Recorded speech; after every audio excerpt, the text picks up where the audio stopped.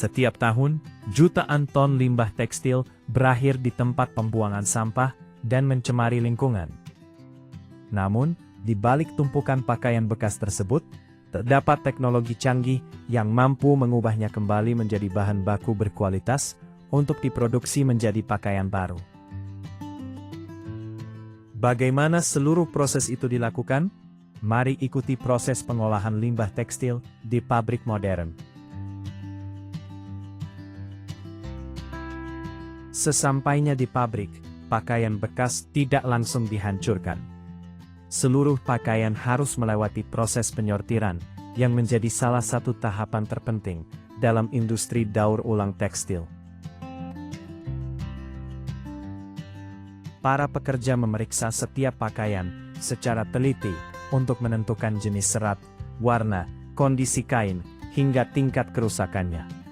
Meskipun teknologi sensor optik modern telah mampu mengenali berbagai jenis material, keterampilan manusia masih sangat dibutuhkan. Pakaian yang masih layak digunakan biasanya dipisahkan untuk disumbangkan kembali kepada masyarakat.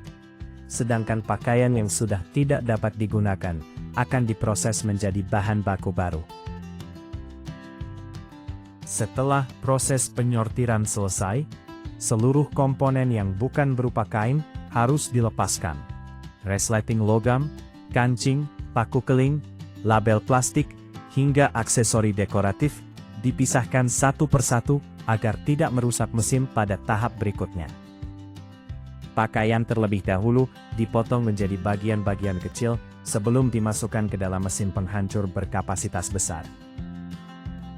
Di dalam mesin ini, ratusan pisau baja berputar dengan kecepatan tinggi, merobek struktur kain hingga berubah menjadi serat-serat halus yang menyerupai kapas. Selama proses berlangsung, sistem penyedot debu industri bekerja tanpa henti untuk mengumpulkan serat halus yang berterbangan agar lingkungan kerja tetap bersih sekaligus menjaga kualitas bahan hasil daur ulang. Serat yang telah dihancurkan kemudian menjalani proses pencucian menyeluruh. Air panas, uap, serta enzim khusus digunakan untuk menghilangkan debu, minyak, noda, bakteri, hingga sisa pewarna yang masih menempel pada serat. Mesin pencuci modern dirancang agar mampu membersihkan material tanpa merusak struktur serat, sehingga kualitas bahan tetap terjaga untuk proses berikutnya. Setelah selesai dicuci, serat dikeringkan dan dipersiapkan menuju tahap pemisahan material. Pada tahap ini, teknologi sensor optik memainkan peran yang sangat penting. Mesin mampu membedakan serat kapas, polyester, wool, maupun campuran berbagai material lainnya. Udara bertekanan tinggi membantu mengarahkan masing-masing jenis serat ke jalur yang berbeda sehingga seluruh material dapat diproses sesuai karakteristiknya. Setelah dipisahkan, serat dipadatkan menjadi bal-bal besar agar lebih mudah disimpan dan diangkut menuju bagian produksi benang. Selanjutnya dimulailah proses pemintalan. Serat hasil daur ulang dimasukkan ke mesin carding yang berfungsi menyusun seluruh serat agar sejajar. Setelah itu, serat ditarik secara perlahan dan dipelintir hingga membentuk benang baru yang memiliki kekuatan dan ketebalan yang seragam. Seluruh proses diawasi oleh sensor elektronik yang terus memantau ketegangan benang agar tidak mudah putus selama pemintalan berlangsung. Benang yang telah selesai kemudian digulung menjadi spool besar sebelum menjalani pemeriksaan kualitas. Benang hasil daur ulang kini siap diubah kembali menjadi kain. Ribuan benang dipasang pada mesin tenun otomatis yang bekerja dengan kecepatan tinggi. Mesin menganyam benang pakan dan benang lungsin secara terus-menerus hingga membentuk lembaran kain baru. Sensor laser memantau setiap anyaman, sehingga apabila terjadi benang putus atau posisi anyaman bergeser, mesin dapat langsung berhenti secara otomatis untuk mencegah cacat produksi. Kain yang telah selesai ditenun masih harus menjalani berbagai proses penyempurnaan. Permukaan kain dicuci kembali menggunakan enzim agar lebih lembut. kemudian diwarnai menggunakan sistem pencelupan modern yang mampu menghasilkan warna merata pada seluruh permukaan kain.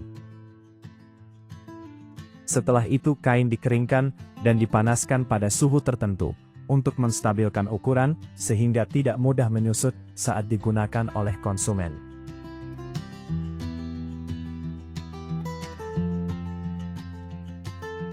Kamera industri beresolusi tinggi kemudian memeriksa seluruh permukaan kain guna memastikan tidak terdapat cacat tenun maupun perbedaan warna. Setelah lolos pemeriksaan kualitas, kain dipindahkan menuju bagian produksi pakaian.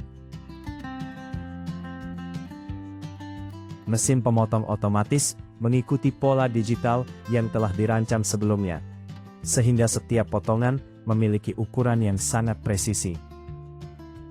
Potongan-potongan kain kemudian disusun menjadi bagian lengan, badan, kerah, saku, atau kaki celana, sesuai desain produk yang akan dibuat.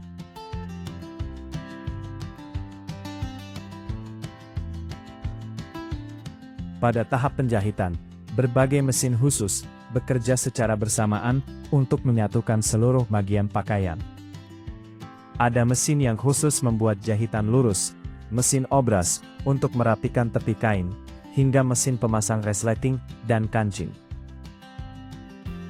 Setiap pakaian terus diperiksa oleh operator untuk memastikan jahitan tetap rapi, kuat, dan sesuai standar kualitas.